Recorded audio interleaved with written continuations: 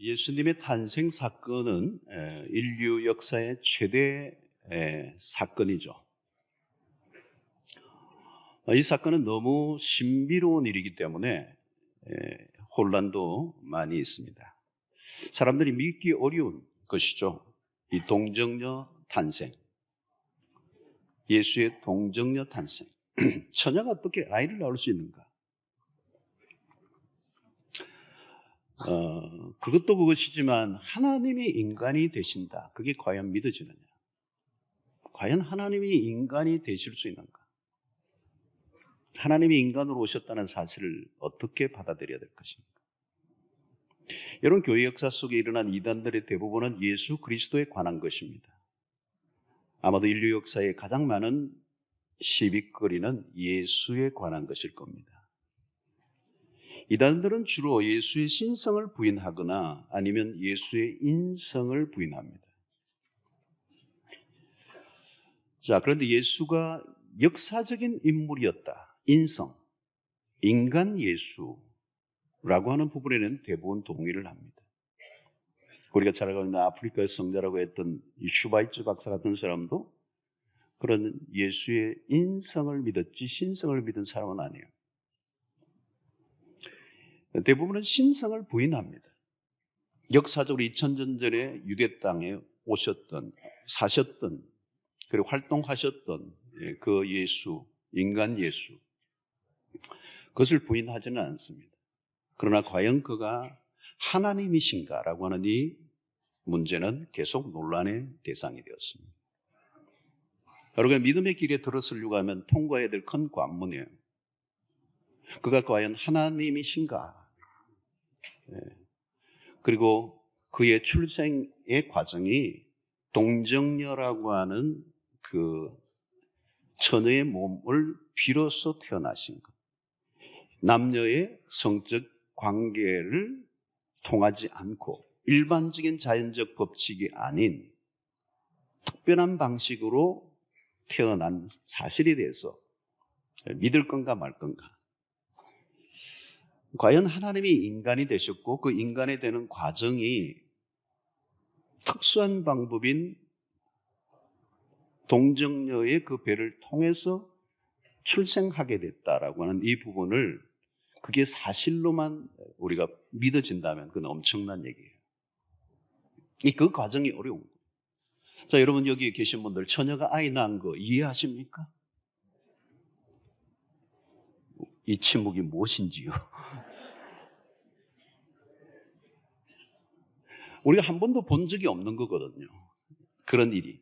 예수의 이 사건 외에는 한 번도 본 적이 없는, 한 번 역사 이전에 한 번 있었던 적도 없고 이후에 있었던 적도 없어요. 지금도 그런 본 적이 없어요. 딱 한 번, 역사에 딱 한 번 있었던 거예요. 이거를 우리가 믿을 거냐 말 거냐. 자, 하나님이 인간이 되셔야 한다. 그리고 인간이 되신 그분은 하나님이셔야 된다. 이건 너무도 중요한 구원의 충분 조건이에요. 인간으로서만 그냥 인간이시면 우리를 구원해낼 수가 없어요.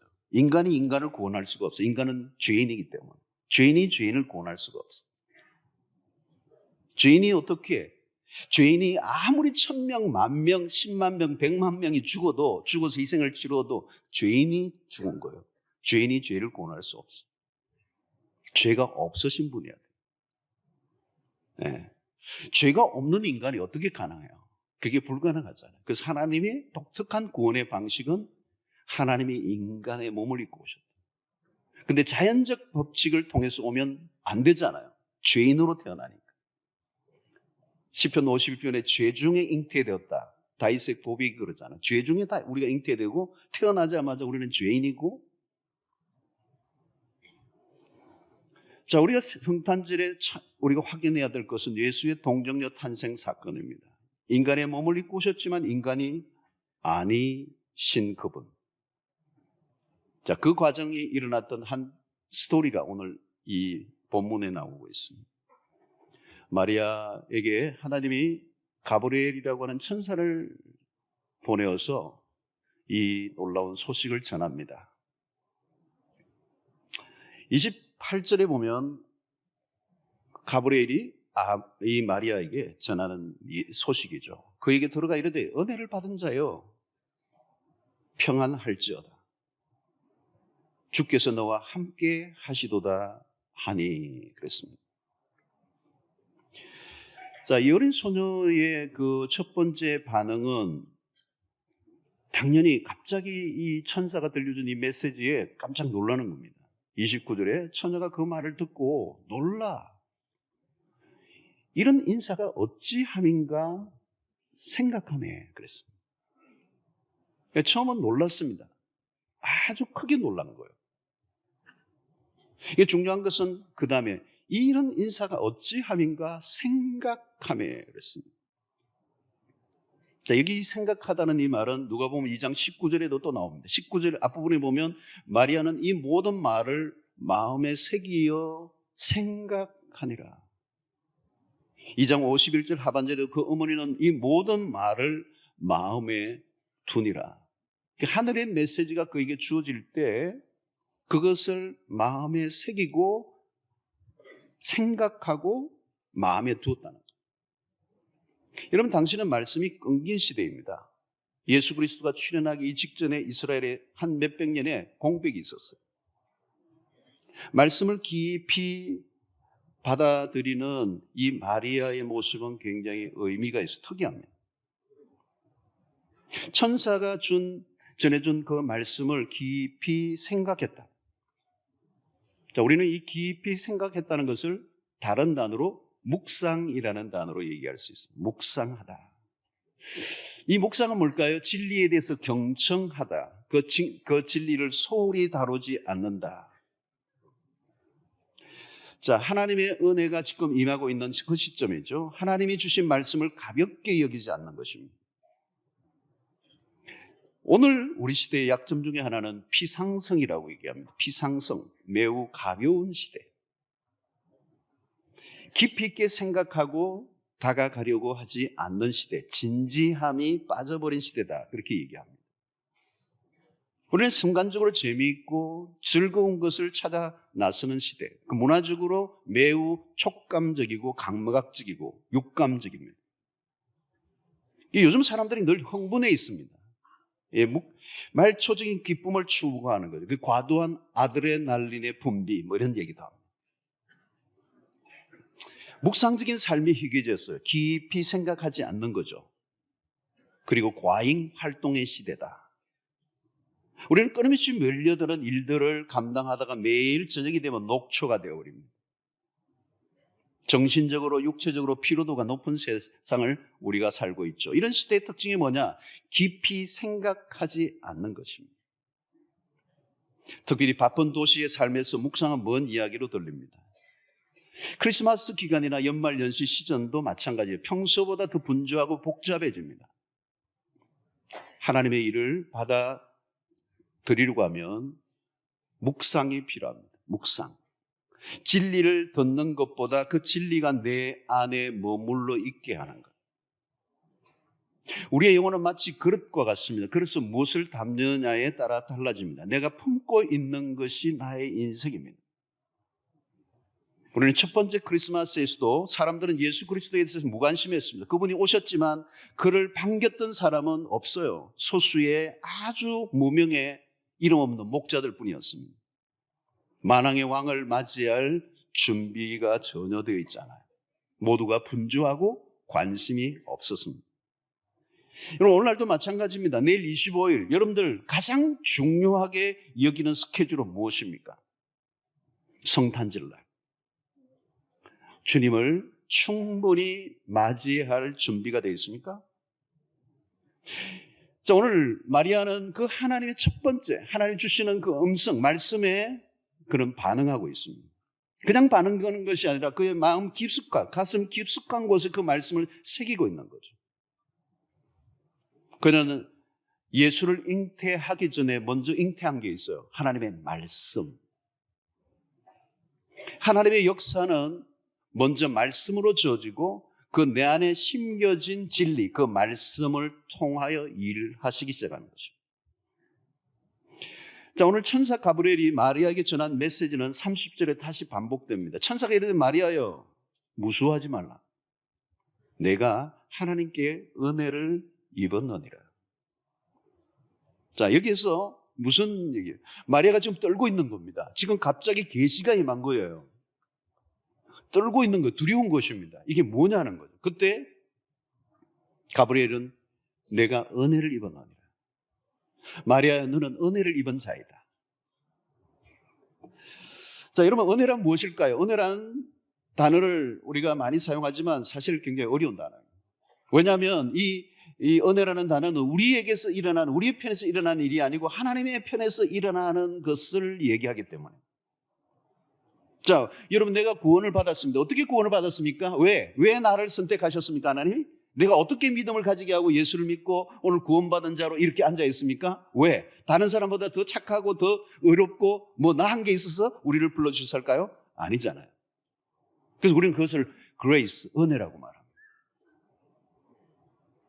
은혜는 내 편에서 일어난 게 아니라 하나님의 편에서 일어난 것입니다. 그런 면에서 로마 캐톨릭에서는 마리아를 굉장히 숭배하는데 오늘 이 본문을 보면 마리아의 특별한 점이 있었던 게 아니고 물론 욕심적으로 영광스러움을 특권을 누린 것 했지만 마리아는 신성의 자리에 올라갈 수 있는 그런 존재가 아니에요. 하나님의 은혜로 그 구원의 역사에 쓰임받았던 거죠.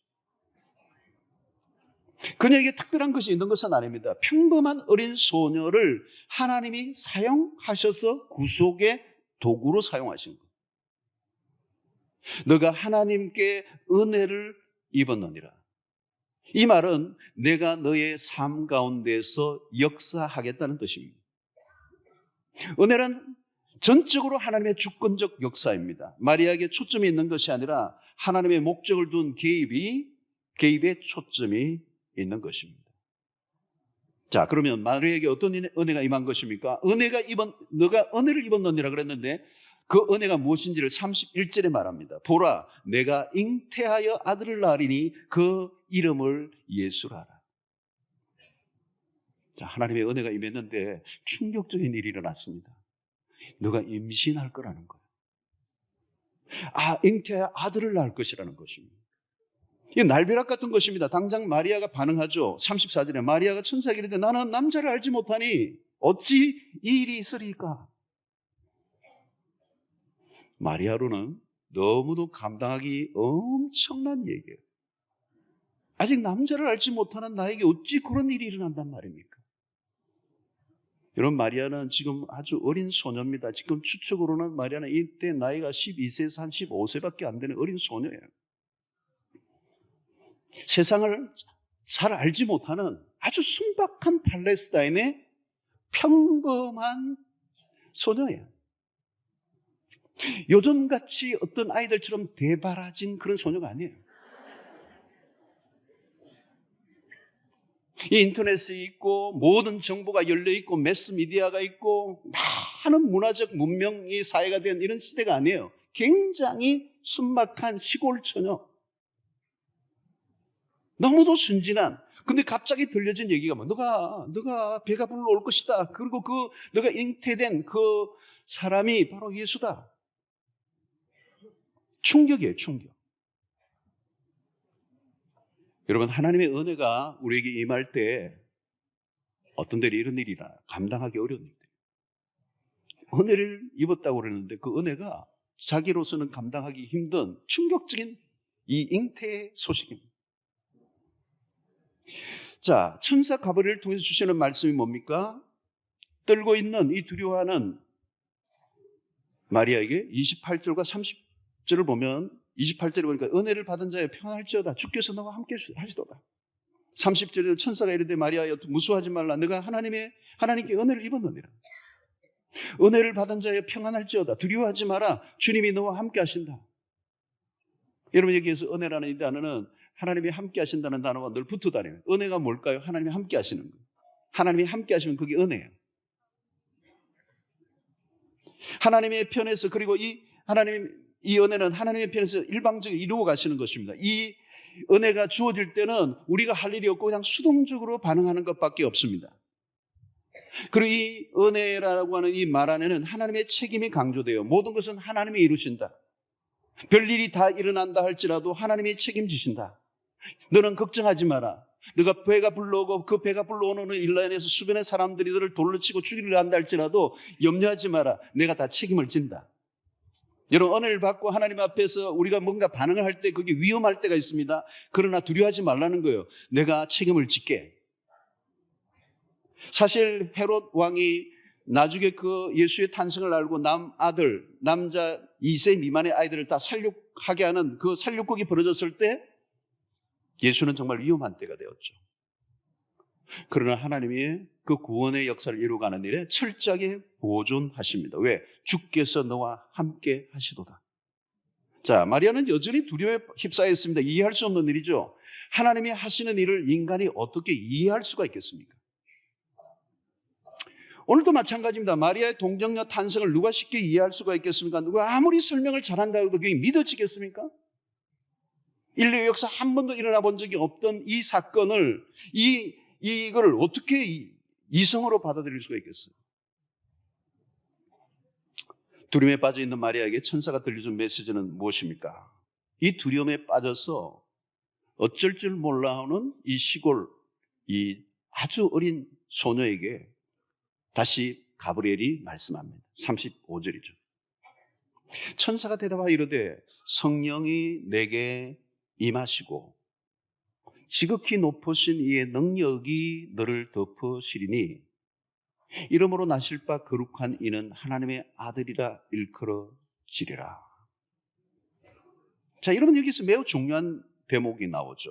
여기에 대목이 뭡니까? 성령이 너에게 임하실 거다.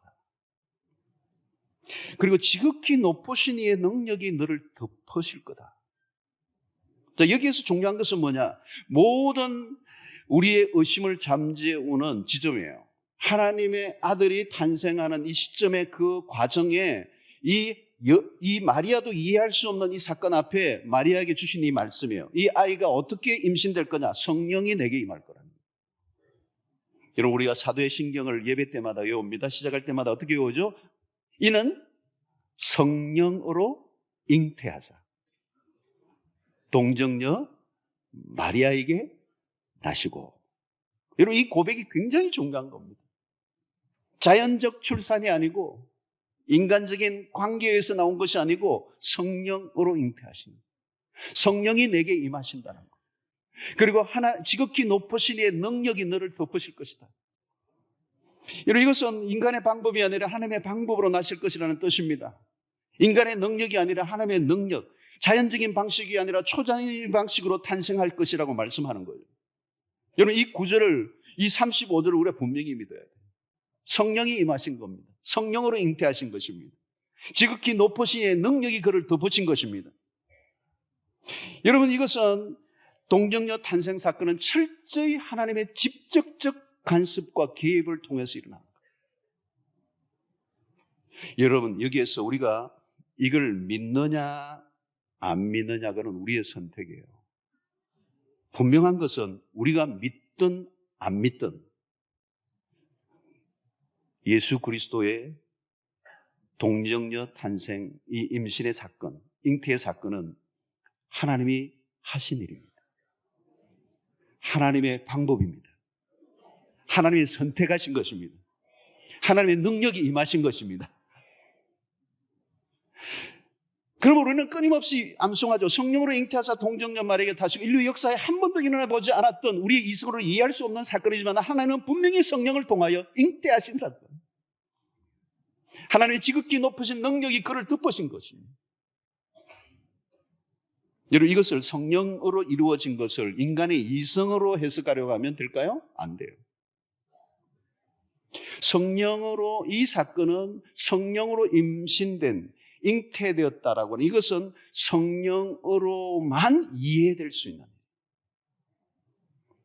마리아가 천사가 전해준 사실을 받아들인 것도 성령의 역사입니다. 오늘 우리가 믿을 수 있는 것도 역시 성령으로 가능합니다. 요한복음 3장 6절에 보니까 육으로 난 것은 육이요 영으로 난 것은 영이니. 성령으로만 알 수 있습니다. 성령의 일은 성령으로만 받아들일 수가 있습니다. 그냥 머리로 이해하려고 해서는 안 된다는 겁니다. 그래서 고린도전서 2장 12절에 우리가 세상의 영을 받지 아니하고 오직 하나님으로부터 온 영을 받았으니 이는 우리로 하여금 하나님께서 우리에게 은혜로 주신 것들을 알게 하려 하심이라. 성령으로 잉태된 예수의 동정녀 탄생이 이해되어지고 머리로 이해되어지고 지성으로 해석하고 분석될 수 있는 것이 아니라 그것은 전적으로 성령으로 일어난 일이고 성령으로만 이해되고 성령으로만 해석되고 성령으로만 믿어진다는 거예요. 여러분, 이 사실이 믿어진다면 이미 은혜를 받은 자인 줄로 믿습니다. 하나님이 인간이 되신 거고 그 인간이 되신 그 과정이 하나님의 초자연적인 방식을 통하여 탄생되어서 우리를 구원의 길로 이끌어내시고자 하신 하나님의 기이하고 오묘한 방식에 우리는 찬양과 경배를 드릴 수밖에 없는 것입니다. 자, 마리아의 두 번째 반정이죠. 38절 보니까 마리아가 이르되 주의 여종이 오니 말씀대로 내게 이루어지이다 하매. 자, 마리아는 처음 말씀을 들었을 때 그것을 생각했어요. 가슴에 담아두었어요. 새겼습니다. 자, 그 말씀을 이제는 어떻게 해요? 그 말씀을 묵상으로 끝나고 가슴에 새기는 것으로 끝나지 않고 그 말씀이 이루어지다. 내게 그대로 이루어지기를 바랍니다. 순종하는 것입니다. 마리아의 반응은 우리의 모델이에요. 모든 신자의 모델인데 무엇입니까? 순종이에요. 순종. 처녀가 아이를 낳는다는 것, 성령으로 잉태해야 될 것이라고 하는 이 메시지는 정말 전설의 고향과 같은 것입니다. 분명히 그 말씀이 모두 믿겨지는 것은 아닐 것입니다. 그러나 그 말씀을 그대로 내 삶에 이루어지이다 받아들이고 순종하겠다는 것입니다. 남자를 알지 못하는 처녀의 몸에서 예수를 낳을 것이라는 것은 인간의 이성이 닿을 수 없는 것입니다. 그러나 마리아는 놀라운 반응을 합니다. 말씀대로 내게 이루어지이다. 이 말은 하나님이 하시는 일에 이의가 없습니다. 드디어 하나님의 역사에 자신이 쓰임받을 준비가 다 돼 있다는 거예요. 무슨 일이 일어나도 나는 그 일을 받아들이겠습니다. 여기서 우리는 마리아의 순종의 태도를 보게 됩니다. 여러분, 인류의 첫 번째 여인 하와는 불순종의 모델이에요. 그러나 이 신약의 마리아, 이 마리아는 순종의 모델입니다. 마리아는 자신의 삶에 일어날 모든 것을 하나님께 내어 맡깁니다. 무슨 일이 일어난다고 해도 모든 것은 하나님의 편에서 이루어질 것입니다. 말씀대로 이루어지이다. 그의 순종으로 마리아는 인류에게 베풀어질 하나님의 놀라운 구원의 역사에 쓰임을 받게 되었습니다. 자, 마리아는 말씀의 능력을 붙잡습니다. 가브리엘이 전해준 말씀을 신의 계시로 받습니다. 37절의 말씀 보십시오. 대저 하나님의 모든 말씀은 능하지 못하심이 없느니라.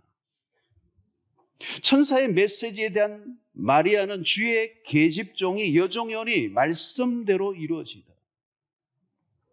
오늘 45절을 보면 읽지는 않았습니다만 45절에 보면 이런 말씀이 주께서 하신 말씀이 반드시 이루어지리라고 믿은 그 여자에게 복이 있도다. 누구에게요? 믿은 그 여자에게 복이 있도다. 여러분, 그녀는 아주 평범한 유대인이었습니다. 그녀에 대해서 알려진 게 별로 없어요. 그러나 그녀의 인생이 아름답게 피어오른 것은 바로 말씀에 대한 태도입니다. 그는 신실하게 하나님의 말씀에 반응합니다. 그리고 역사가 흐르고 예수님이 십자가에 못 박히시고 부활하시고 승천하신 후에 오순절날이 다가오는 그때에 120명의 사람들이 마가의 다락방에서 전심으로 기도하고 있는 그 장면을 우리가 돌아가면 사도행전 1장 14절에 보면 눈에 띄는 대목이 있어요. 여자들과 예수의 어머니 마리아와 예수의 아우들과 더불어 마음을 같이하여 오로지 기도에 힘쓰더라. 자, 여러분, 이것은 뭘까요? 그녀는 지금 하나님의 말씀이 그대로 이루어진 것으로 잉태된 순간부터 태어나고 자라고 공생애를 살고 십자가에 죽고 부활하고 승천하고 다시 올 것을 약속하면서 떠나버린 그 아들을 바라보며 오순절날 약속하신 것을 기다리며 기도하고 있는 마리아를 보게 됩니다. 그의 인생 가운데 끊임없이 펼쳐지는 그 말씀이 이루어지는 과정을 그가 본 것이에요. 사랑하는 성도 여러분, 그 말씀이 오늘 또 우리에게도 임했고, 그 말씀은 능치 못할 일이 없고, 그 말씀은 그대로 이루어질 줄로 믿습니다. 여러분, 우리가 다른 능력을 가질 필요가 없습니다. 하나님이 우리의 말씀이 임하면 그 말씀에 반응하면 되는 것입니다. 우리의 이론과 우리의 철학과 우리의 똑똑함이 필요한 것이 아니라 하나님의 말씀이 주어질 때 그 말씀을 붙잡고 반응하면 그 말씀이 능력이요, 그 말씀이 지혜가 되는 것입니다. 그러므로 그대로 보면 마리아는 불안스러운 임신을 결정한 10대 소녀예요. 미래가 불투명합니다.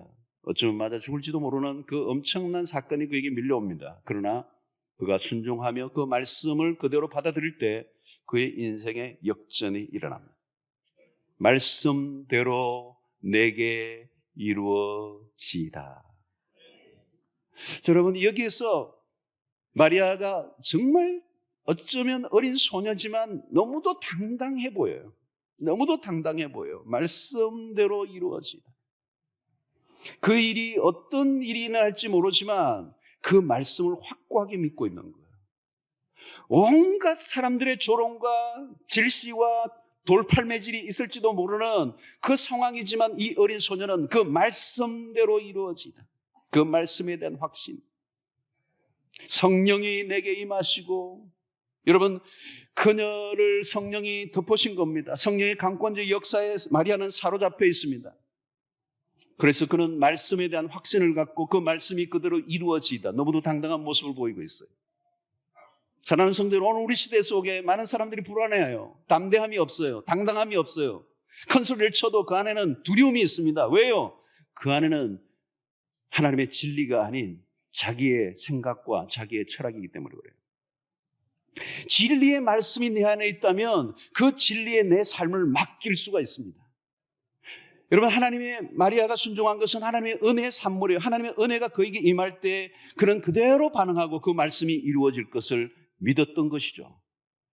여러분, 하나님의 말씀이 어떻게 오늘 반응하고 있습니까? 하나님은 마리아와 같은 순종으로 반응하는 사람을 오늘도 찾고 있습니다. 하나님은 거대한 섭리를 운반해 나갈 사람들을 찾고 있습니다.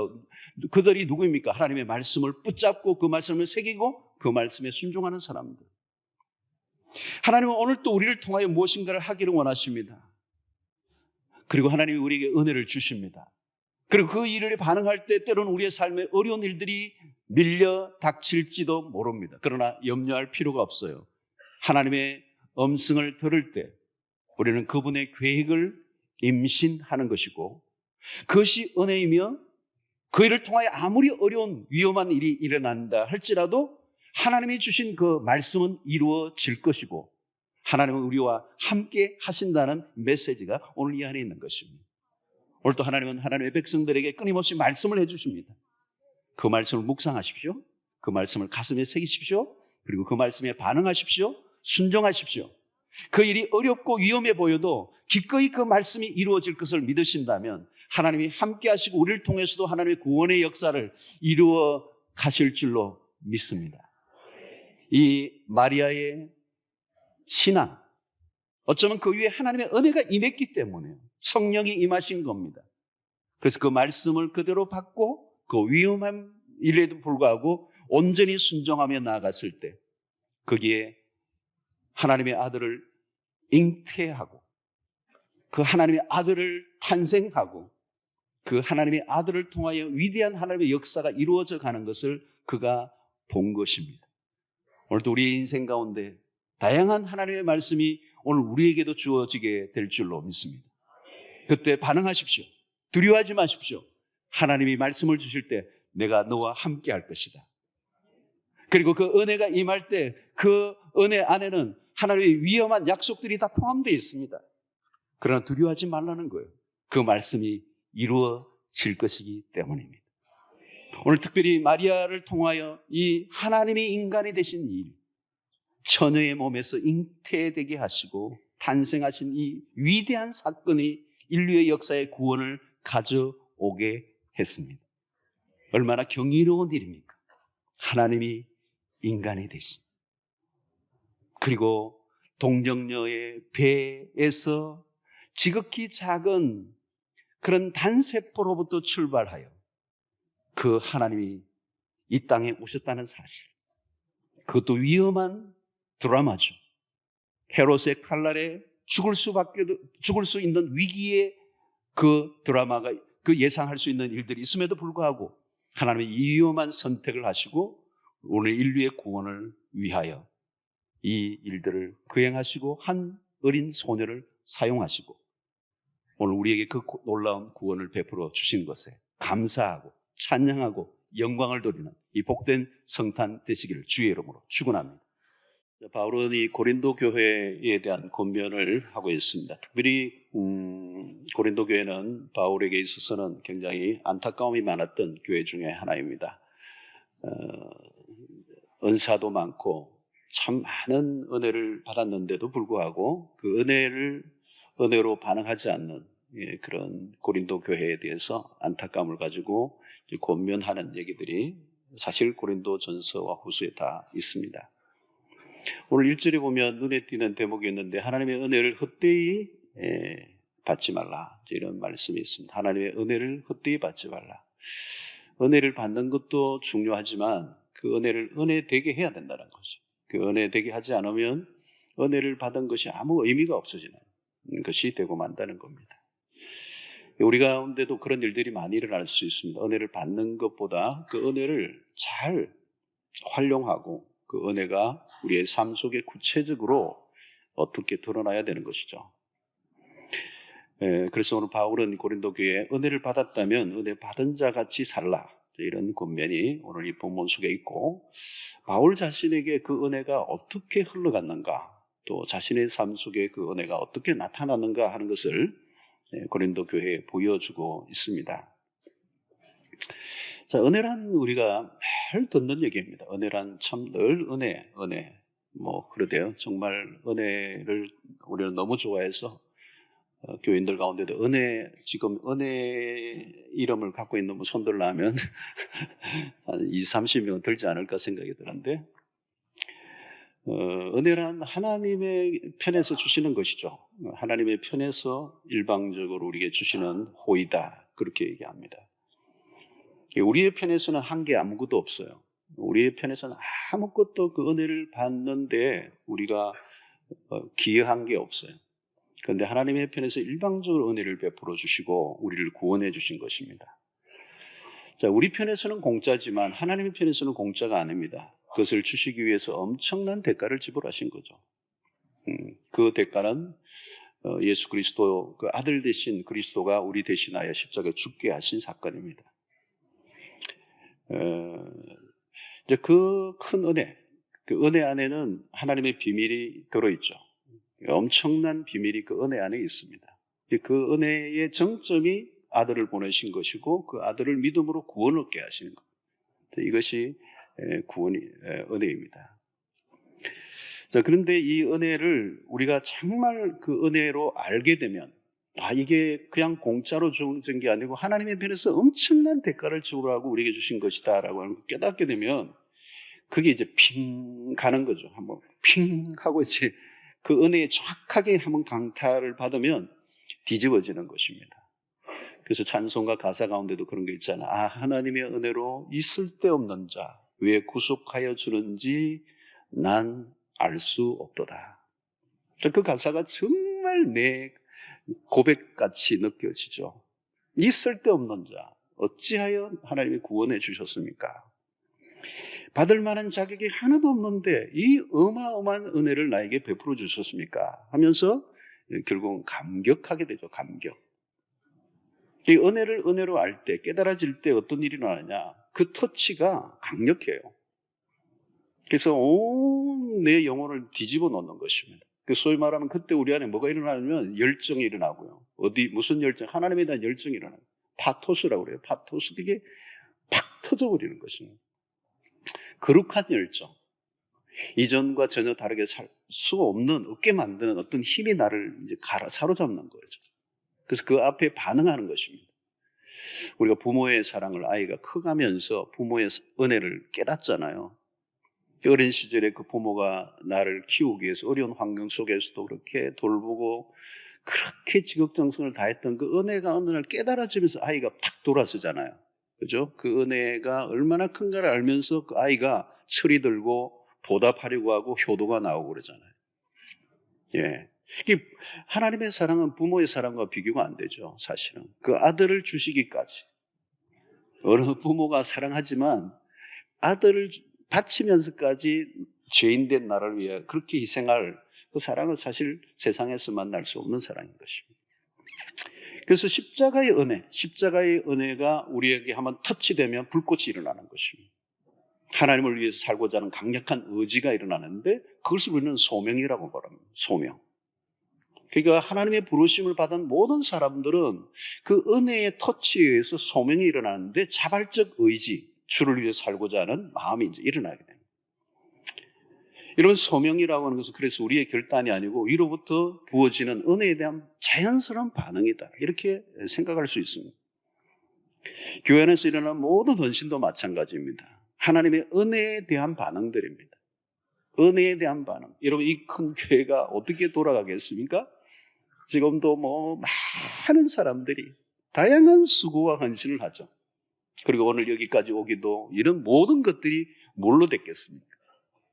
이 건물을 짓는 것도 희생도 주일학교에서 20년, 30년 봉사하는 모든 것들도 그 부르심 안에는 그 돌아가게 하는 것은 그 안에 은혜의 힘이 있는 거죠. 은혜의 힘. 그 은혜로 돌아가는 것입니다. 은혜로 돌아가는 것. 은혜를 받으면 평소에 하지 못하던 것을 하게 합니다. 그 은혜가 우리에게 어떤 능력이 보여지게 되고 평소에 하지 못했던 사랑을 하게 되고 용서를 하게 되고 화해를 하게 되고 축복을 하게 되고 이제 그런 것들이 일어나는 것이라는 거죠. 자, 여러분, 이 은혜가 우리를 새로운 삶을 살게 만들도록 이것입니다. 자, 근데 문제가 하나 있어요. 처음에 은혜를 받을 때는 너무도 감격하고 그게 반응하고 살아갑니다. 그런데 시간이 흐르면서 이 은혜가 희미해진다는 거. 은혜로 여기지 않는 어떤 단계가 오는 거예요. 무덤덤해지는 단계. 이런 신앙생활을 몇 년만 해도 사람이 시큰둥해지는 일들이 일어나요. 저도 처음에 은혜를 받을 때 생각하면요, 정말 그냥 미친 것 같았어요. 그 은혜가 너무 크니까. 하여튼 예배 드리면 그렇게 좋고, 교회 사는 게 그렇게 좋고, 그냥 교회 사는 거예요. 예. 너무 좋으니까. 아무 일도 없는데 와가지고 벽도 한번 만지고 가고, 괜히 주변에 왔다 갔다 하면 좋고, 예배가 그렇게 좋고, 찬송은 아무리 불러도 좋고, 설교를 막 그렇게 듣고 싶은 거. 오늘도 러시아 목사님들이 오셨는데 그분 중에 한 명 오늘 사진 찍으면서 얘기하더라고요.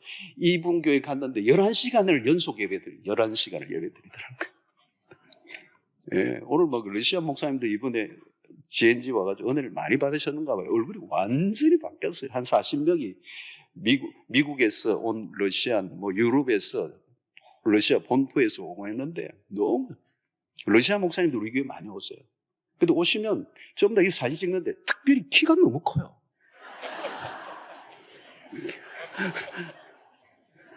제가 그때는 좀 키 높이 피노키오 구두를 신어야 될 것 같기도. 여러분, 처음에 은혜를 받으면 너무 뜨거워요. 감격하고 빨간색만 보면 막 그리스도의 십자가가 보혈이 생각이 나고. 근데 문제는 세월이 흐르면서 그 감격이 식어지는 거예요. 나 같은 죄인 살리신 그 은혜 놀라워. 아, 하나님의 은혜로 있을 데 없는 저 왜 구속하여 주는지 알 수 없도다. 이 amazing grace. 그래서 세월이 흐르면 받을 만해서 받은 것 같은 거예요. 여러분, 영적 삶이 위험한 게 뭐냐면 은혜를 당연하게 여기는 거예요. 왜 당연하게 여기죠? 익숙해지니까. 이 인간의 한계입니다. 익숙해지면 둔감해져요. 아무리 좋은 것이라도 시간이 지나면 익숙해지면 시큰둥해지는 거. 어느 맛집을 소개해가지고 진짜 정말 짬뽕을 잘하는 집이 있어.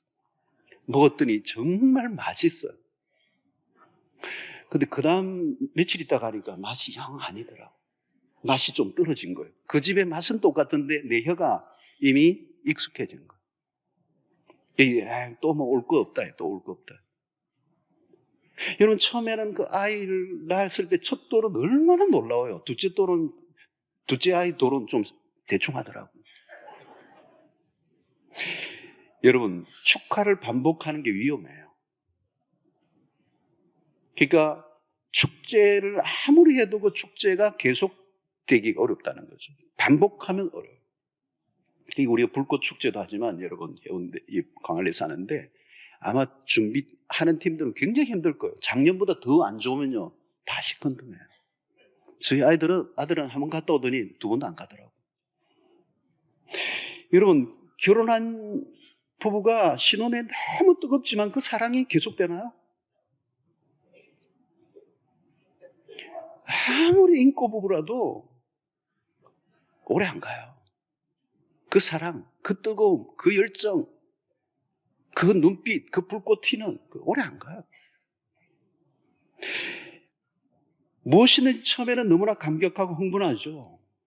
제가 목사 안수를 받았을 때 마찬가지로 목사 안수를 받았을 때 그 느낌, 처음 강단에 섰을 때 그 떨림, 그 오래 안 가거든요. 나중에는 이제 말쟁이가 되는 거거든요. 시간이 흐르면서 사라져요. 그 감격, 그 신선함, 그 떨림, 이게 인간의 한계입니다. 신비로운 영적 세계에서도 그런 현상이 일어납니다. 처음 복음을 받아들이고 은혜를 받았을 때 뜨겁지만 그 경험이 오래가지 않는다. 아무리 경이로운 일이라도 시간이 지나면 덤덤해지는 거예요. 이스라엘 백성들에게 여러분, 최대 사건은 뭡니까? 홍해를 건넌 사건이에요. 출애굽. 430년 동안 노예 생활을 했던 그들을 이끌어내시고 홍해를 건너게 하시고 출애굽하게 하셨던 이 사건은 이스라엘 역사의 지금도 최대 사건이죠. 하나님의 구원의 드라마. 홍해를 건너고 온 백성들이 춤을 추잖아요. 미리암의 춤이 나오잖아요. 출애굽기 15장에 보면 그들은 기뻐 뛰며 춤을 춥니다. 얼마나 놀라웠겠어요. 그런데 여러분, 그 흥분이 오래가지 않아요. 사흘길을 가다가 물을 못 만나니까 그들은 하나님께 원망해요. 여러분, 자신도 모르게 서서히 당연하게 받아들이는, 이걸 뭐라고 그러죠? 매너리즘에 빠진다는 거예요. 매너리즘의 문제. 제가 우리 교육자들에게 날마다 합니다. 1년차 그 마음만 유지해라. 처음 왔을 때 떨림으로 수용록에서 사역하고자 하는 그 결단, 그 마음만 유지하고 계속하면 끝내준다. 여러분, 은혜를 은혜로 받아들이는 떨림과 감격이 식어지면 어떻게 될까요? 모든 게 시큰둥해져요. 은혜에 대한 감격이 넘쳤을 때는 무엇을 해도 피곤치 않았고 좋았습니다.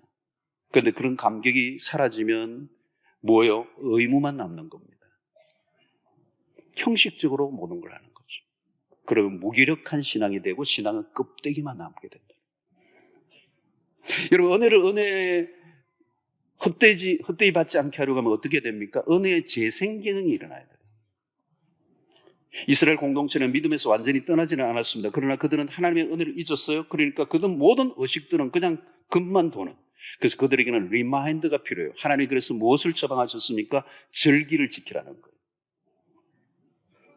이스라엘의 공동체는 다양한 절기들이 있었습니다. 그 절기를 지내면서 다양한 절기들을 통하여 하나님의 은혜를 회생하라는 거예요. 리마인드라는 거예요. 여러분, 이 출애굽의 과정을 잊지 말라고 하셔서 지키게 한 절기가 유월절입니다. 이 유월절을 지키는 동안에 이스라엘 모든 공동체는 출애굽의 그 하나님의 은혜를 잊지 않는 그런 회복의 시간을 가져요. 그런데 그 마지막 날, 마지막 순서가 뭔지 아세요? 아가스를 봉독하는 것입니다. Song of Songs, 노래 중에 노래. 술라미와 솔로몬의 사랑의 이야기, 깊은 남녀의 사랑의 이야기를 이 아가스에서 놓는다. 아가스에는 하나님이 나오지 않아요. 하나님이 나오지 않지만 하나님과 하나님의 백성의 사이가 얼마나 밀도 높은 사랑의 관계인가를 소개하는 것을 남녀의 사랑의 이야기로 비유를 들어서 한 것이 아가스잖아요. 그 아가스를 읽게 하는 거예요. 그 아가스를 읽게 한 이유는 뭐냐? 하나님과의 하나님의 그 백성들이 친밀해지는 관계를 회복하라는 거예요. 그냥 형식적인 예배를 드리고 제사를 지내는 것으로 끝나지 않고 하나님과의 참된 친밀한 관계를 회복시키도록 하는 것이 절기를 지키는 목적이에요. 그리고 그 마지막에 아가스를 통하여 하나님과 그 백성과의 관계를 회복시키려고 하는 의도가 그 유월절기에 있다는 거예요. 자, 그것을 통해 우리에게 주시는 메시지는 뭐냐면 우리의 신앙에 매우 중요한 것은 은혜를 받는 것도 중요하지만 받은 은혜를 기억하고 잊지 않고 유지하는 게 중요하다는 거예요. 여러분, 만약에 친밀하고 뜨거운 사랑의 관계 안으로 회복되지 않으면 신앙은 본계에도 들어갈 수가 없습니다. 하나님과의 관계가 식으면 모든 활동은 힘을 잃어버리고 시큰둥해지는 것입니다. 신앙생활 재미없어요, 여러분. 여러분, 하나님은 그 하나님의 사랑은 오늘도 여전합니다. 하나님은 변하지 않아요. 태양이 변하지 않는 것처럼 하나님은 당신의 우리를 향한 사랑은 변하지 않는데 우리의 마음이 문제예요. 빨리 식어져 버리고 실정을 빨리 느끼고 매너리즘에 빨리 빠져버리고 은혜에 대한 망각점. 여러분, 이것을 회복하고 그 은혜를 복원시키기 위해서 신약에는 뭐예요? 오늘은 우리가 유월절이 아니고 오늘은 우리는 성만찬과 같은 거예요. 초대교회는 성만찬을 모일 때마다 했어요. 사실 우리도 해야 돼요. 모일 때마다 하면 좋아요. 오늘은 우리가 교단법이나 이런 것들로 해서 우리는 뭐 일반 평신도들이 이렇게 집례를 못하지만 실제적으로는 우리가 모일 때마다 해야 돼요. 모일 때. 왜요?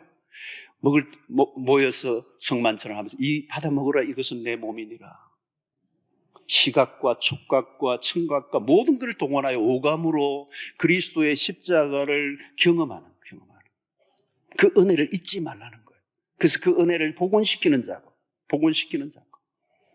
여러분, 매주일날 일주일 단위로 이렇게 예배에 나와서 이 주일 예배를 지키는 것도 그런 의미가 있는 거예요. 은혜에 대한 복원입니다. 세상에 살면서 하나님의 은혜를 잊어버리고 그냥 나 혼자 살아가다가 오늘 주님 앞에 나와서 우리의 은혜를 회복시키는 작업. 하나님, 맞아, 우리의 하나님이시지. 우리와 함께 하시지. 우리에게 은혜를 베푸셨지. 우리가 하나님의 은혜로 살고 있지. 이 은혜를 회복시킬 때 우리에게는 다시 소명감이 일어나고 주님 우리의 살고자 하는 결단을 하게 되는 것입니다. 여러분, 세월이 흐르면서 영적 가망은 식어지고 의무적인 수행만 하고 있는, 그러다가 어느 날 추락해버리는 사람들이 얼마나 많아요. 여러분, 소명을 받은 사람들도 마찬가지입니다. 위험한 소명이라는 그런 말들이 있어요. 소명을 받고 뜨거움으로 시작했는데 세월이 흐르면서 그냥 시큰둥해져 버리는 거예요. 형식적인 그냥 의무적으로 자기의 일을 감당하다 보면 어느 날 추락하는 실패의 나락에 빠져버리는 것입니다. 그럼 우리는 주기적으로 구원의 기쁨을 회복시켜야 합니다. 성만찬에 참여하고, 여러분 주일날 올 때도 그냥 오는 게 아니에요. 여러분 주일 이 한 번의 예배가 정말 하나님의 은혜에 깊숙하게 빠져들고 그 은혜를 묵상하고 그 희미해져가고 사라져가 버리고 형식화되어져 버리고 내 안에 기쁨 없이 그냥 의무적으로 하나님을 대하고 있는 것은 아닌지 자신을 살피고, 토요일 날에도 여러분 이 주일을 사모하고 마음을 준비하고 그래야 간절한 열망을 가지고 주님 앞에 나와 예배 첫 시간부터 마지막까지 뜨거운 은혜의 세계 안으로 들어가 일주일 단위로 끊임없이 우리가 하나님과의 관계가 정말 살아있고 친밀한 관계로 회복시키기 위해서 노력을 해야 된다는 거예요. 그 은혜를 회상하고 감사함을 잃어버리지 않을 때 우리의 삶에 힘이 있고 승리가 있고 모든 것을 이기게 만드는 능력이 그 안에서 나오는 것입니다. 여러분, 은혜가 은혜 되려고 하면 가장 중요한 것이 뭐냐면 우리의 삶 속에서 그 은혜가 증명되어져야 된다는 거예요. 특별히 오늘 바울이 우리에게 얘기하고 싶은 게 그거예요. 은혜를 받긴 받았는데 이전과 달라진 게 없다면 그건 은혜가 헛된 거라는 거예요. 어떤 사람, 목사님 오늘 말씀을 통해서 너무 큰 은혜를 받았어요. 어떻게 받으셨는데요? 하여튼 좋았습니다. 깨달음이 많았습니다. 여러분, 말씀이 좋았어요. 말씀이 내 마음에 와닿았어요. 말씀에 깨달음이 있었어요. 좋습니다. 그러나 일부예요, 여러분. 말씀이 정말 은혜되었다면 그것은 자신의 들뜬 감정, 어떤 감정적인 그런 필링이 좋았다는 것, 자기 만족으로 끝나는 게 아니라 그 은혜가 자신의 삶으로 연결되어져야 된다. 연결되지 않은 은혜는 아무것도 아니에요, 여러분. 가슴이 뜨거워진 거나 아니면 깨달음이 좀 있었다든가 내가 참 많이 뉘우쳤습니다로 끝나는 게 아니라 그 은혜가 삶의 현장으로 나타나야 된다는 거예요.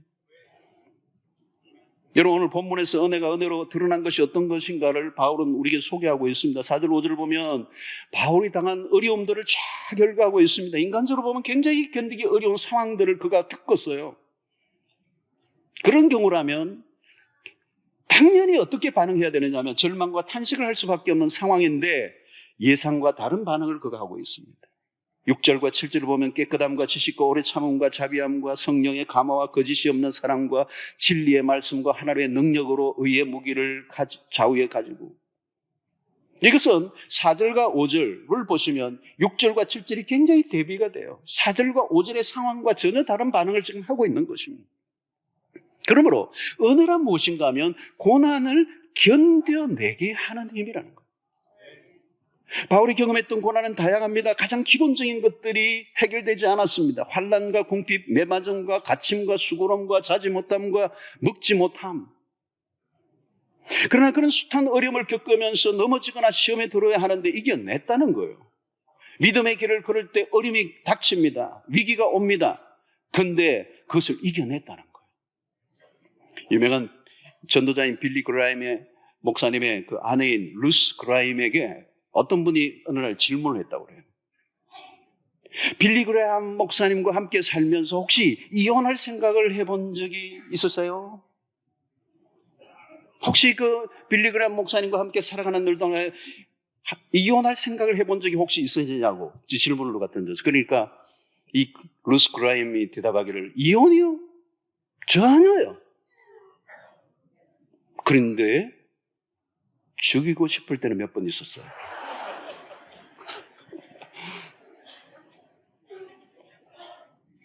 여러분, 사람들이 살아가면서 별일을 다 겪어요. 죽고 싶을 때도 있고요. 다 끝내보고 싶을 때도 있고요. 이런 직장에서 사표를 내고 싶은 마음이 하루에도 몇 번 일어날 때가 있을 거예요. 이런 오지에서 선교하시고 있는 선교사님들이 일평생 사역을 하는데 그만두고 싶은 생각이 안 들었겠어요? 고도에서 그 외로움에 찌들려 끊임없이 쏟아부어야만 하는 적지에서 수도 없이 있어요. 수도 없이 있어요. 미국의 유명한 시카고의 빌 하이브리스 목사 있죠. 아주 오래전에 인터뷰 하나 했습니다. 그 인터뷰에는 인상적인 게 하나 있어요. 그게 뭐냐면 그 당시에 이 윌로 크릭이라고 하는 시카고에 있는 윌로 크릭이 엄청난 부흥을 일으켜서 세계적인 이목을 집중시킬 때였는데 정작 자신은 주머니에 사표를 들고 있는 거예요. 너무너무 힘든 거예요. 교회는 부흥하고 사람은 끊임없이 오고 세계적으로 이목을 집중시키는 성공한 목사인데 자기 가슴에는 뭘 품고 있어요? 사표를 내고 있어요. 그만두고 싶을 정도로, 목회를 그만두고 싶을 정도로 위기를 만난 거예요. 영적 침체를 경험하는 거예요. 여러분, 이것이 인간입니다. 중요한 건 뭘까요, 여러분? 우리의 인생에는 누구나 고비를 맞게 된다는 거예요. 그리고 끊임없이 우리 인생에는 고비가 찾아와요. 인생의 고비를 경험해 보지 않는 사람이 어디 있겠어요? 근데 문제는 그 고비를 못 넘기면 인생은 추락하는 거예요. 결국은 그 고비를 넘기느냐 넘기지 않느냐의 문제예요. 바울의 생애 속에 이런 것들이 수없이 있었습니다. 그런데 그 모든 고비를 이기게 하신 분이 하나님이시고 그게 은혜라는 거예요. 여러분, 우리가 살다 보면 죄를 지을 뻔한 순간이 얼마나 많습니까? 신문에 나오는 감옥에 가고 죄를 짓고 언론에 나오는 사람들을 보면서 뭘 느낍니까? 그 사람 특별한 사람들이 아니에요, 여러분. 우리도 주인공 될 뻔한 사람들이었어요. 근데 하나님께서 그 죄를 지을 순간을 지나가게 하시는 거예요. 위기를 통과하게 하시는 거예요. 시련을 골짜기를 지나가게 하시는 하나님. 돌발적인 사고들이 일어나고 숨가쁘게 몰아치는 우여곡절들이 있지만 끔찍한 순간을 맞을 때 모든 걸 끝내고 싶지만 최악의 순간마저도 지나가게 하시는, 고비를 넘기게 하시는 그 은혜를 지금 바울이 얘기하고 있는 것입니다. 사랑하는 성도 여러분, 오늘 우리의 삶에 찾아오는 수없는 어려움과 위기 속에서도 넉넉히 이기게 하시는 은혜, 그 은혜가 여러분들이 있게 되기를 축원합니다. 여러분, 또 하나 중요한 것은 이 은혜가 자신의 변절을 막았다는 거예요. 여러분, 우리 인생에 참 중요한 것은, 안타까운 것은 변질입니다. 변질. 참 무서운 단어예요. 변질이라는 거. 변질이 되려고 해서 변질된 사람은 없어요. 자신도 모르게 변질된 겁니다. 누구나 처음에는 다 순수하게 시작했어. 어느 영역이나 모든 사람 처음은 다 순수하게 시작했어. 그렇게 타락하고, 그렇게 부패하고, 그렇게 죄를 짓고, 그렇게 실수하고, 그렇게 남용하고, 그렇게 해서 실패할 것으로 작정하고 살아간 사람이 어디 있겠어요, 여러분? 문제는 뭐야? 처음의 모습을 유지하지 못하는 거예요. 유지하지 못하도록 흔들어대는 유혹과 공격 앞에 무릎을 꿇는 거예요. 여러분, 1세기 그리스도인들이 얼마나 그런 게 많았겠어요. 1세기 그리스도인들, 예수를 믿는 순간 수없는 핍박과 유혹과 그것이 가족에서부터 찾아올 때, 에이, 그냥 쉽게 살지, 뭐 꼭 이렇게 살아야 되나. 바울의 사역을 흔들어대는 사람들이 굉장히 많았습니다. 바울은 그의 사역의 모든 여정 속에 안팎으로 공격이 많았어요. 오늘 6, 7절을 바울은 자신을 지킨 이야기를 하고 있는 겁니다. 방해하는 수없는 요소에도 불구하고 자신이 변질되지 않고 내부적, 외부적 공격 앞에서도 자신을 유지할 수 있었다. 타협하지 않았다. 그 변질을 막게 했던 힘이 뭐냐? 은혜였다. 그 은혜는 본래의 모습을 유지하도록 만들어줬다. 자, 이 9절과 10절을 여러분 보십시오. 무명한 자 같으나 유명한 자요. 죽은 자 같으나 보라 우리가 살아있고, 징계를 받는 자 같으나 죽임을 당하지 아니하고, 근심하는 자 같으나 항상 기뻐하고, 가난한 자 같으나 많은 사람을 부요하게 하고, 아무것도 없는 자 같으나 모든 것을 가진 자라. 기가 막힌 말씀이죠. 여러분, 여기 보면 무명, 살아있음과 죽음, 근심과 기쁨, 가난한 자와 부한 자, 아무것도 없는 자와 모든 것을 가진 자, 이 전부 다 어울리지 않는 단어의 조합이에요. 근데 오늘 여기 역설이 있는 거죠. 역설. 한쪽으로만 보면 완전히 기울어질 수밖에 없는 삶입니다. 무명한 자로, 근심한 자로, 가난한 자로, 아무것도 없는 자로, 그 끝난 거잖아요. 근데 여러분, 추를 단 무게를 단다면 한쪽으로 기울어질 수밖에 없는 그 삶의 무게들이 있지만 그것에 기울어지지 않게 하는 또 다른 강력한 힘이, 더 큰 힘이 있었다는 거예요. 그게 뭐예요? 은혜의 힘이라는 거예요. 기울어지지 않게 하는 힘, 그 상황보다 더 큰 무게가 나를 받쳐주고 있다는 거예요. 끌려가야 되는데 끌려가지 않게 만들어주는 힘, 그게 은혜야. 오늘 여기 보십시오. 무명한 자 같으나 유명하다는 거. 사실 바울은 당시에 사람들로도 무시를 많이 받았습니다. 뭐 어떤 때는 외모를 가지고도 무시를 당할 수 있고, 사도직에 대한 의심과 비난을 통하여 흠집을 내려고 하는 사람들이 굉장히 많아요. 너가 어떻게 사도냐는 거예요.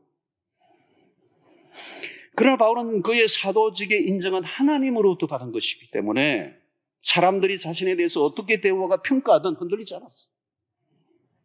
하나님 앞에서 받은 정체성. 그것은 내가 세상의 사람들의 무명한 자 같을지 모르지만 하나님 안에서 내가 유명한 자다. 사실 여러분, 하나님이 나에 대해서 어떻게 대우하시고 평가하시느냐가 중요합니다. 세상에서 말하는 유명함은 아무것도 아니에요, 사실. 아무리 유명한들, 여러분, 세상의 유명은 그냥 손바닥 한번 뒤집으면 끝나는 거예요. 금방이에요. 오락가락 하잖아요. 그것 때문에 발버둥을 칠 이유가 없어요. 사람들의 지지와 인정에 너무 목을 매지 말고 하나님이 정해주신 직분에 만족하고 살아가는 것입니다. 징계 받는 자 같으나 죽임을 당하지 아니하고, 바울은 여러분, 자기를 죽이려고 달려드는 생명의 위협을 많이 겪었습니다. 사형 선고를 받은 적도 있어요. 얼마나 많은 죽음의 위기를 넘나들었는지 몰라요. 어떤 때는 그냥 성벽에서 죽었다고 생각하고 던져버리기도 했잖아요. 내침을 당하고 죽음의 고기를 수도 없이 보았는데 죽을 것 같았으면 바울은 수없이 죽었어요. 그러나 하나님이 그를 살려주십니다. 죽을 고비를 넘기게 하시고 살려주신 이유가 있죠, 여러분. 그리스도의 복음을 위해서. 사명 때문에. 여러분, 사도행전 후반전에 유라굴라 동굴을 만난 로마로 가는 호송하는 배를 탔던 그 죄수인 바울이 탄 그 배, 전복의 위기가 있지만 하나님이 살려주시잖아요. 왜요? 로마로 가야 되니까. 그의 사명을 감당해야 되니까. 여러분, 그 말은 정말 맞는 말이에요. 사명이 있는 한 하나님 우리의 생명을 지켜주시라. 왜 죽어요? 사명이 끝났기 때문에. 오늘 근심하는 자 같다는 항상 기뻐한다고 말했습니다. 바울은 옥죄고 있는 삶의 정황은 근심할 만했습니다. 고린도 교회의 미성숙함이 근심거리였습니다. 그러나 바울은 낙심하지 않아요. 바울은 패배주의에 빠지지 않습니다. 바울은 궁극적 승리를 믿었습니다. 사랑하는 성도 여러분, 우리가 복음을 믿고 그리스도의 십자가 부활을 믿는 신앙은 아무리 절망적인 상황에서도 우리는 소망을 가집니다. 십자가가 아니고 부활이 있기 때문에. 부활이 뭘까요? 궁극적 승리를 주신다. 우리는 거꾸로 매달아도 승리할 수밖에 없는 사람들이에요. 영원한 소망에 초점을 맞추고 있기 때문에 낙심하지 않는다. 바울은 가난함을 통하여 오히려 더 하나님의 부유함을 경험했습니다. 물질이 조금 부족하다 해도 그것이 자신의 삶을 위축시킨 적이 없어요. 가난함으로 인하여 누렸던 하나님의 부요가 있었습니다. 그의 가난함으로 인하여 힘든 부분도 없지 않아 있었겠지만 그는 오히려 다른 사람을 그리스도에게 인도하는 부유한 삶을 살았다는 거예요. 다른 사람을 부욕케 하는 일에 자신의 인생이 쓰여졌다는 거예요. 그리고 사람들이 보기에는 아무것도 없는 자처럼 보였지만 바울은 모든 것을 가진 자로다 그랬어요. 멋있는 거잖아요, 여러분. 아무것도 없는 자 같아 보이지만 난 모든 걸 가진 자다. 왜 그렇게 고백할 수 있습니까? 바울은 그리스도 안에 있었기 때문에. 그리스도를 얻었기 때문에. 그리스도만이 줄 수 있는 것을 누리기 때문에. 그는 모든 것을 가진 자로다. 여러분, 여기서 진정한 자유자의 모습을 봅니다. 어떤 상황이 바뀌어져도 그들의 모습을 봅니다. 그냥 있는 모습 그대로 일관된 모습으로 살아가는 것. 여러분, 이것이 은혜의 힘이에요. 세상에서 볼 수 없는 일입니다. 세상은 행불행이 하루에도 끝도 없이 오가죠. 상황에 따라 일희일비를 합니다. 그러나 이런 은혜가 주어지면 다릅니다. 일어난 상황보다 은혜가 더 크면 흔들리지 않을 수가 있는 것이죠. 은혜가 떨어질 때 어떤 일이 찾아옵니까? 상황에 대처할 능력이 없습니다. 그냥 속수무책이에요. 그러나 은혜가 있으면 모든 것을 이겨냅니다. 마치 여러분 옛날에 이런 갑옷, 좋은 갑옷을 입으면 칼이나 이런 창을 찔러도 쉽게 뚫고 들어오지 못하도록 만드는 것처럼 은혜의 갑옷을 입으면 그 은혜의 갑옷을 뚫고 들어올 상황이 없다는 것입니다. 여러분, 은혜라고 하는 것은 설명하기 어려운 거대한 힘입니다. 설명할 수 없는 힘이 주어져요. 모든 시련을 이겨내게 하는 힘, 환난 중에도 즐거워하게 하는 힘, 그 은혜가 여러분들이 있게 되기를 축원합니다. 세상을 보세요. 삶의 무게를 이기지 못하고 괴로워하고 자포자기하고 때로는 정신병에 걸리고 미치고 그러잖아요, 여러분. 하나님의 은혜는 우리를 가로막고 있는 모든 장애물을 뛰어넘게 하십니다. 은혜를 받은 사람은 압니다. 내가 어떻게 그런 위기를 이겨내었는지. 지나고 보면 다 통과했어. 은혜 받기는 설명할 수 없는 것입니다. 그러면 여러분, 우리는 기도할 때 주로 상황을 바꿔달라고 기도하는데 우리가 진짜 기도할 것은 상황이 아니에요. 마음이 바꾸어지지 않으면 상황이 바뀌어도 소용없습니다. 하나님의 은혜는 어떤 상황 속에서도 우리의 마음이 흔들리지 않도록 하시고 평안을 누리게 하신다는 것. 성도 여러분, 하나님의 사람들의 특징이 있습니다. 은혜가 메마른 채로 그냥 내버려 두지 않아요. 은혜의 사각지대에 자기 영혼을 내팽개치지 않습니다. 은혜가 떨어질 것 같으면 어떻게 해서라도 그것을 복구해요. 여러분, 한 주간 힘들고 별일이 다 일어나도 일주 단위로 은혜를 회복시키기만 하면 살 줄로 믿습니다. 어떡해요? 이 세상을 살아가는데 별일이 다 일어나죠. 그러나 은혜가 주어지면 삽니다. 은혜의 힘으로 사는 겁니다. 그리고 은혜로 삶을 증명하시기 바랍니다. 은혜는 묵상의 소재가 아니라 살아가게 만드는 힘이에요. 힘. 자, 그러면 어떻게 해야 되죠? 오늘 2절에 보니까 이르시되 내가 은혜 베풀 때에 너에게 듣고 구원의 날에 너를 도왔다 하셨으니 보라 지금은 은혜 받을 만한 때요 보라 지금은 구원의 날이로다. 오늘 여기 굉장히 중요한 것은 지금이에요. 지금은 은혜 받을 만한 때요 보라 지금은 구원의 날이로다. 여러분 지금 오늘이라는 시간이 매우 중요합니다. 그냥 무심코 지나면 안 된다는 거예요. 오늘이라는 시간이 주어질 은혜가 있어요. 그 순간을 놓치면 안 된다는 겁니다. 오늘 이 순간 은혜를 받아야 된다는 거예요. 이 순간 은혜를 받을 것을 놓치면 그 기회가 오지 않을 수 있는 것입니다. 우리는 은혜를 받기 위해 행동해야 합니다. 지금의 시간의 강조와 함께 이 시간의 강조와 함께 시급성을 강조하고 있는 거죠. 여러분 삶은 전쟁터입니다. 매일매일 은혜가 절실해요. 은혜를 받는 걸 미루어서는 안 된다는 거예요. 은혜 받을 기회를 놓치지 말라는 거예요. 여러분 특별히 주의 일을 하는 사람들에게는 이 은혜가 절대적으로 필요해요. 우리는 한계를 가진 존재입니다. 하나님의 은혜를 받는 일보다 더 급한 일은 없어요. 무슨 일이 일어난다 할지라도 은혜의 줄을 붙잡으면 승리하는 것입니다. 여러분 하나님의 은혜를 헛되이 받지 않게 되기를 바랍니다. 하나님의 은혜란 그냥 가만히 있는 게 아니에요. 은혜는 우리 안에서 계속 자라나야 돼요. 은혜 안에서 자라가라. 은혜가 계속 우리에게 자라가야 돼요. 그 은혜로 우리는 충분히 세상을 이기게 하시는 겁니다. 그래서 바울은 이런 고백을 하죠. 나 된 것은 하나님의 은혜로 된 것이다.